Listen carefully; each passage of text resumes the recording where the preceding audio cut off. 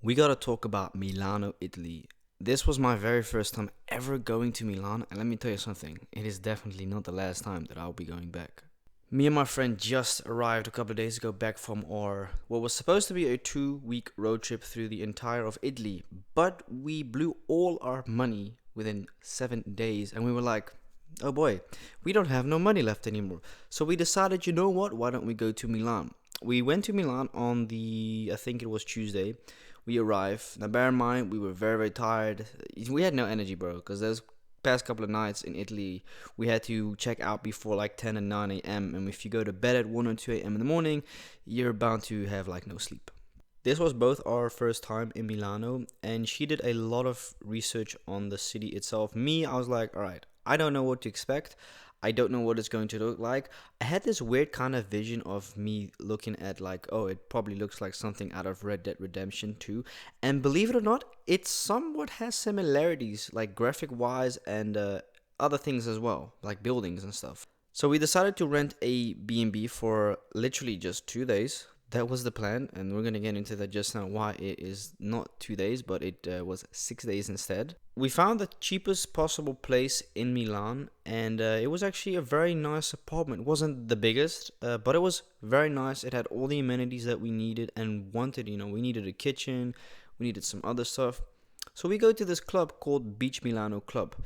And this is the interesting thing about Italians. They don't party until 1 a.m. in the morning. Everyone kind of gathers around 12:30, and they start to party at 1 and then like 6, 7 a.m. in the morning.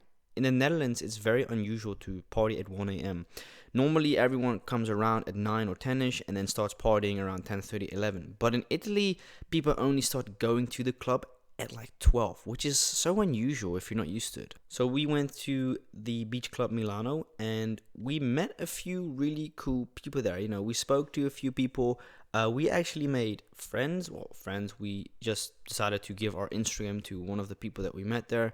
In case he ever comes to Amsterdam, he could just ring us and say, hey, I'm in Amsterdam. Or, if you want to drink a beer in Amsterdam, just, I'll let you know. That's the one thing about going out that I have found out, that you can make friends worldwide by going out. And I was thinking to myself, why the fuck would I be in Milan for a day or two and not go out? That makes no sense, We have to party, because I've heard the stories of Milano being crazy. This was on a Tuesday night. Fast forward, it is a Wednesday, alright? And we decide to go to a different club. This was supposedly our last day, and this is where something gets really interesting, very unusual happens. Me and my friend are at the party, and we were like, man, this party is lame as fuck, bro. It's 11:30, bear in mind. And there's a few people in there, this and that, but I was like, you know what, let's give it a bit of a time and see if people come. And as we were speaking, more and more people were coming, and then eventually it was around 12 o'clock, and I was like, all right, let's head into the party and let's get a bit party. One thing I noticed, especially at this club, which you notice at a lot of high-end clubs, because Milano has a lot of high-rich people as well. I'm talking about people going to the club with Patek Philippe's, Richard Mille's, and Rolexes on like it's nothing. Pretty much guys tricking on women because they have a shitload of money. Is that the way to live? Look, who am I to judge? Me personally, I would never spend that much money on anyone, especially someone I don't know. So we're in the club, and I see this girl.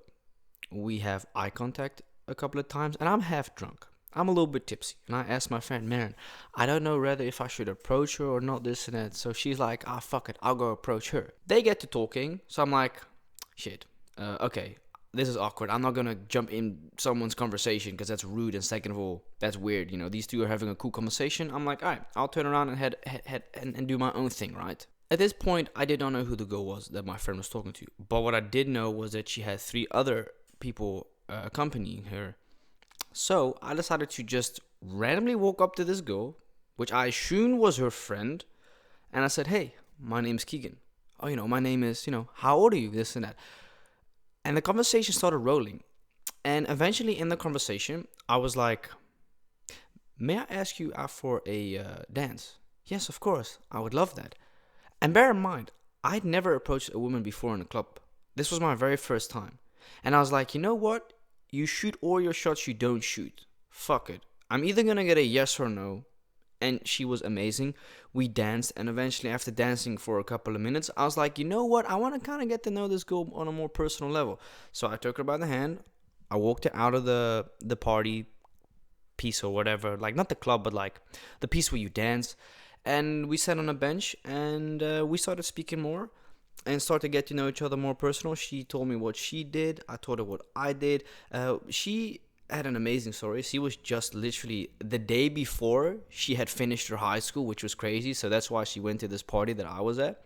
And also, she does volunteer work, which I thought was so awesome because of the fact that what she does makes a huge impact for people in foreign countries.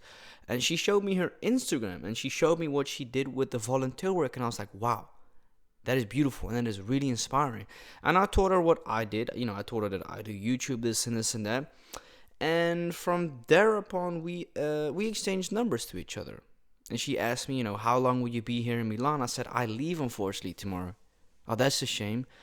I did tell her, I can arrange something with my friend if you want. We can stay a couple of days extra because we wanted to explore Milan anyways. But now we have a good reason to stay a few more days. And she said that would be really nice. So we did that. I decided to walk to my friend and say, listen, I think we should stay a couple of days extra in Milan. Just because, A, we haven't explored the city much at all. Second of all, the party life is fucking insane here. When I say the partying in Milan is great, the music and everything is just great. The people are such a different vibe compared to Dutch people. Because I've been to a couple of parties in the Netherlands. In general, parties here are lame as fuck, bro. Fast forward, we had an amazing night with each other. My friend had an amazing night with the person she was talking to as well. So fast forward, it's like 3:30 in the morning. They take a taxi/Uber back to their crib. And we decided to phone them an hour later. I don't know why my friend decided to phone that person. And we decided to arrange a dinner with all four of us the day after. So me pissed nervous because I'm like, fuck. I approached her last night drunk, super confident. This is going to be hella awkward. But you know what? It actually wasn't awkward at all when we went to dinner with them all four. And then after dinner, which by the way was amazing, we got to know them more personally and what they did. Two really intelligent, really cool ladies. And then we went to this this party that they had in the middle of a park. I forgot what the club is called, but if you're ever in Milan, there's this place, Beach Club Milano. And then there's this huge fucking tower. Like, it kind of reminds me of the Eiffel Tower, just a small version. It's in the middle of a park. You literally cannot miss it. It's lit up by like these lights and everything. You cannot miss it. I just forgot the name, that's all. Anyways, there was a party there, a free party, and we went to that party and we had a lot of fun. And after like 11 or something, we decided to drop them off. And then we decided to chill at my crib that I had and watched a movie. And then I dropped her off the next morning, which was also unfortunately the last time I saw her because she's actually currently in Albania as I'm speaking. Why you may be wondering for the work she does, which again is super duper inspiring. She works with children in less fortunate countries. I mean, I think a while ago or last year she told me that she was in Kenya. It's really nice what she does. She's a really nice girl. I know it sounds weird, but I know I only spent 2 days with her, but she just had an amazing vibe, and so did her friend. I liked both of their vibes. They were very chill, very mature as well for the age, because most people, in my opinion, that are like 19 and 20 aren't very mature, and that's quite ironic coming from me. Yeah, that's definitely fucking ironic coming from me. I am going back to Milano, Italy in September, and I'm also going in October. Now, I know for a fact there are a lot of other places that are absolutely stunning in Italy, but it was something about Milano that it did it for me. The culture, the diversity of cultures as well, the food. I mean, obviously, I don't have to explain to you why the food is so good. It's Italy, bro. Italians know how to cook. They just know. When they season their food, it's seasoned with love and passion. Unlike us white people that just put fucking pepper and salt on their chicken. And yeah, I'm talking about you, Mom. You don't season your chicken, goddammit. Shout out to Mama Dukes, though. I love her. I'm going back because I liked it a lot. And yeah, I have 2 mutuals. Actually, I got 3 mutuals right now. I would strongly advise, if you've never been to Italy, to go to Italy. Definitely worth it. We went on a road trip, and we definitely underestimated how much money just on gas it cost. Yeah, a post ton of money. My biggest expense was gas. I think a couple $100 on gas. Yeah, not cheap. And if you're going on a road trip, the best thing to do is get a small car because it, drives the best. I, on a lot of roads, did not drive on eco stand because it's like, hey, there's no speed limit here. Just. And another thing, Italians are very interesting drivers to say the least.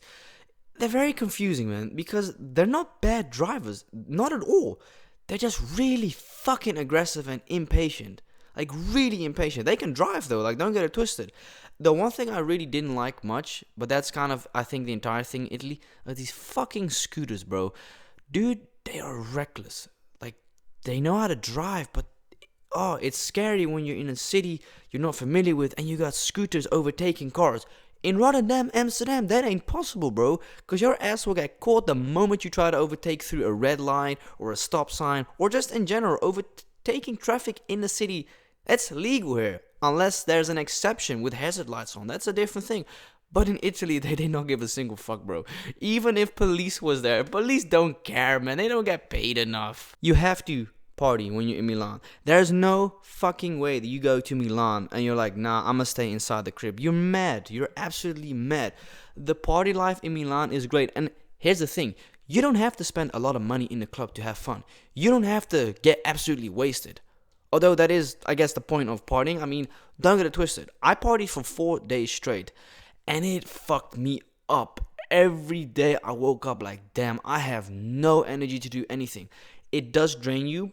And also, please be careful for people that offer you any form of hard drugs. I wanted to vlog whilst in Italy, Milano, but here's the thing. I was scared. That's the simple truth. Unfortunately, the neighborhood that we were in wasn't the safest, and that's an in general kind of thing in Milan. A lot of not super duper nice neighborhoods. And when I'm talking about the rich neighborhoods, it's the one that you don't see. It's the hidden communities you don't see. But the average neighborhood in Milan at a certain time made me feel really fucking unsafe. But you bet your ass in September and October when I go. Because in September I'm coming to Milan with my cousin. Now here's my thing. If you happen to live in Milano or you live near the city and you're like, hey, I would love to go out with you, get a drink, or even let you see what the city looks like, then hit me up on my Instagram at lovelyasmrs. Send me a DM. We get to know each other a little bit. And here's the thing. I don't care if you're a dude or a woman, bro. I kick it with both. If you're a cool person and we vibe, that's all that matters. I don't care if you're a woman or a dude. It doesn't interest me. Milano experience, what would I give it? An 8.5 out of 10. I'm honestly hoping that September will even be better. Because then, for me, we'll be partying every day. My cousin, on the other hand, well, he's nearly in his 40s. He doesn't like partying in general. Anyways, hope you guys enjoyed it, and I'll see you next time.